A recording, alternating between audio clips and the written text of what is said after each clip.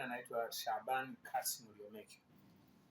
Ni mjasiriamali ambaye ninafanya biashara zangu hapa Dar es Salaam, na kwa sasa kama mlivyoona hapo pana biashara hizo ambazo nimeziweka sticker hapo nje ya ofisi, kwa maana ni biashara ya pikipiki ya miguu mitatu.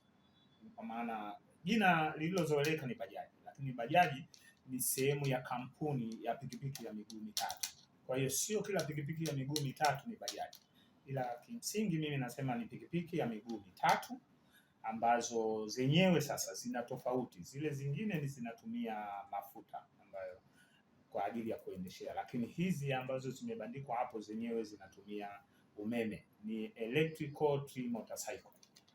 Kwa hiyo mimi nimeona nije na product mpya kwenye soko hili. Na kwa nini nimeamua kuja na kitu kama hiki? Kwanza nilichovutiwa nacho hiki, Dar es Salaam ni sehemu ambayo tambarare, sio ya milima mingi, lakini pia uwekezaji wa Mheshimiwa Rais juu ya miundombinu ya Dar es Salaam katika masuala ya barabara zenyewe kwa sasa ni rafiki, zinawezekana kabisa kuziendesha kwa sababu barabara nyingi zimejengwa na nafasi ya kuzitumia hizi zipo. Lakini pia hizi ni kitu ambacho kinasaidia kwa wajasiriamali, kwa sababu mimi nitazileta na kuziuza kwenye soko hili. Nao wauzia ni akina nani? Ni wajasiriamali ambao wale watakaokuwa wananunua na kwenda kuzifanyia usafirishaji watatengeneza faida zaidi kulikoni wale wanaotumia za mafuta. Na hizi pikipiki za miguu mitatu zimegawanyika katika sehemu mbili. Kuna pikipiki ya miguu mitatu ya kubeba mizigo ambazo zenyewe zina bodi nyuma na zina kibini za kukaa dereva. Zenyewe unachaji tu, unaenda unabeba mzigo unapeleka. Kwa hiyo kuchaji kwake anaweza kachaji hata nyumbani. Yenyewe ina kebo ambayo umeme wa nyumbani unatosha kabisa kuichaji. Kwa hiyo kama alikuwa anajaza mafuta kwa siku 30,000 ili afanye kazi ya kutwa, yenyewe atachaji tu. Kwa hiyo ile hela 30,000 aliyokuwa anaitoa kwa ajili ya kuipeleka kwenye sheli au kituo cha mafuta, yenyewe pia itakuwa ni sehemu ya faida ambayo anaitengeneza kwa siku hiyo. Sasa mimi kutokana na hilo nikavutiwa sana, nikaona kwamba hili litarahisisha katika sehemu mbili. Kwanza, yule mwenye kuendesha atakuwa anatengeneza faida, lakini pili, yule ambaye mzigo wake amepakia mle atakuwa amesafirisha kwa gharama ndogo, kwa sababu gharama za uendeshaji imeshuka. Obviously hata yule ambaye ana kodi ile kwa ajili ya kubebea mzigo wake, gharama yake atachajiwa chini ya bei. Na anapochaji chini ya bei, maana yake unarahisisha bidhaa ile unayoipeleka sokoni kwenda kuiuza. Kama usafirishaji umeshuka, ni rahisi hata kushusha bei kuwauzia wale walaji wa mwisho. Lakini pia kuna pikipiki za miguu mitatu za abiria. Sasa pikipiki hizo za miguu mitatu za abiria tena ina betri moja bora sana, lithium betri. Yenyewe ina uwezo wa hiyo betri kuweza kufanya kazi zaidi ya kilomita 200 bila kuiongezea umeme, yani kuchaji. Kwa hiyo ana uwezo wa kuichukua toka asubuhi akafanyia kazi mpaka jioni bila kuongezea kuchaji. Kwa hiyo bajaji itamsaidia yule abiria aliyokuwa anapanda. Kwanza anaweza akachajiwa kwa bei pungufu tofauti na ile, kwa sababu uendeshaji umeshuka. Lakini pia huyu dereva wa bajaji ambaye anaendesha, na ninaamini madereva wengi wa bajaji ni vijana ambao wanajitafuta ili waweze kufikia na wao kuja kuwa wafanya biashara.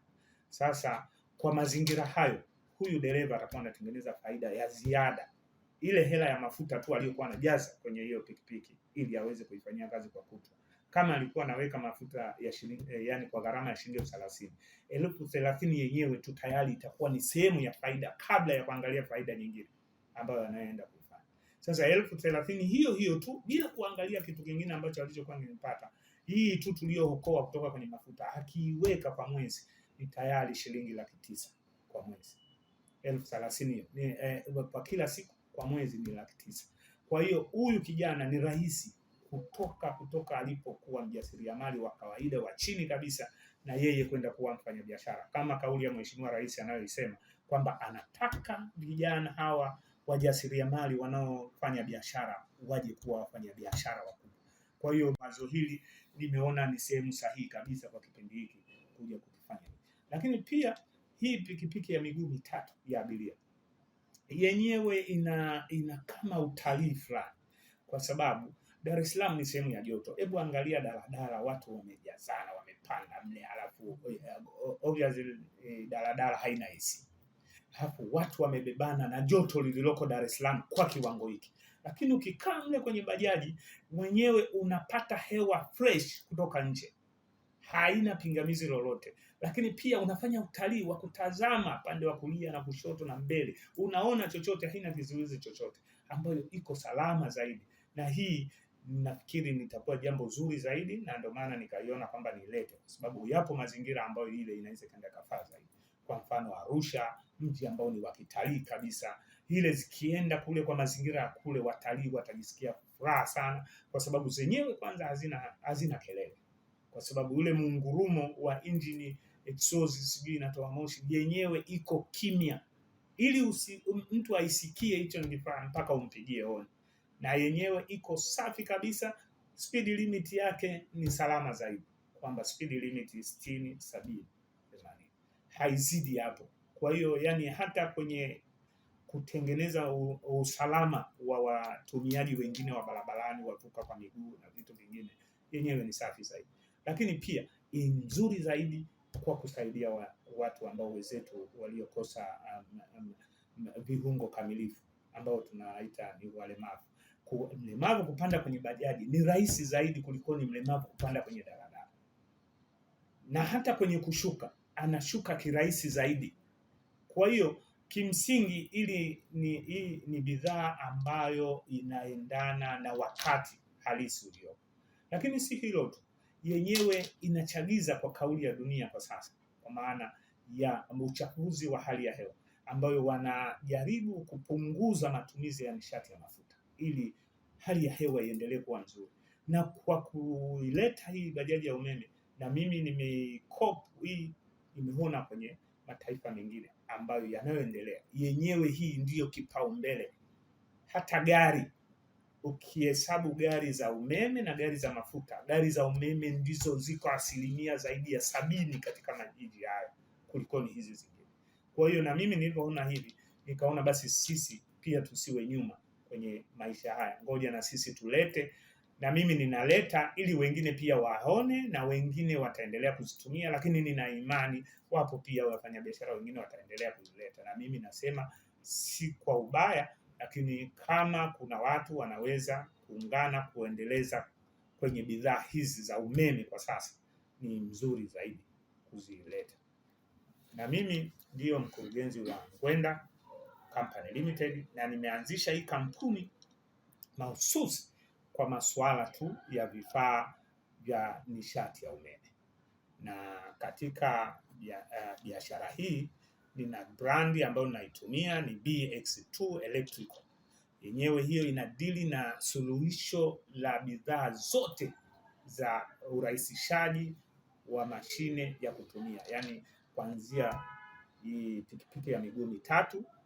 Zipo pikipiki pia za kuchaji vile vile, nazo zinatumia umeme kama pikipiki hizi pia zipo baiskeli za umeme, zipo zinatumia, zipo wheelchair za umeme ambazo una mgonjwa unataka kumsindikiza kumpeleka sehemu, zipo zinatumia umeme, ambao ukimbeba mgonjwa ambaye hawezi kujisaidia mwenyewe, unaweza kumsaidia kuendesha. Lakini kama ni mlemavu tu wa miguu, mikono yake iko mizima, anaweza kuiendesha mwenyewe bila msaada wa mtu yoyote. Yenyewe ina batani maalum, unaishika inaendeshwa. Kwa hiyo anaweza kujiendesha kuelekea sehemu yoyote, na hili ni jambo zuri sana, hasa kwenye vituo vyetu vya afya. Pia si mbaya hizi wheelchair zikiwa zinaweza kutumika, kwa sababu zitarahisisha pia kupunguza wahudumu pale hospitalini kusubiri mgonjwa mpaka haje mhudumu mwingine wa afya aje amsogeze kutoka sehemu moja kuelekea sehemu nyingine, kwa sababu wapo wengine wana matatizo ya miguu lakini mikono ni mizima. Sasa kama mikono mizima, yenyewe ana uwezo tu wa kubana ile button na akajisogeza mpaka sehemu anayotaka afike na akasimama. Tena ni salama na ni security zaidi kwa usalama wa yeye na mwingine aliyoko mbele yake.